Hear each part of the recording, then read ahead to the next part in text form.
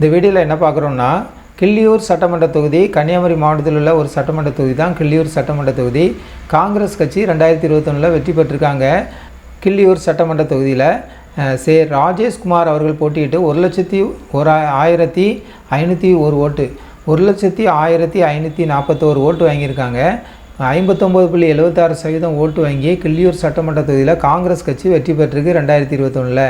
ரெண்டாவது இடத்துல யார் இருக்காங்கன்னா அதிமுக சார்பாக கேவி ஜூட்தேவ் அவங்க வந்து போட்டியிட்டு 46,141 ஓட்டு வாங்கியிருக்காங்க. 27.15% ஓட்டு வாங்கி ரெண்டாவது இடத்துல இருக்க அதிமுக.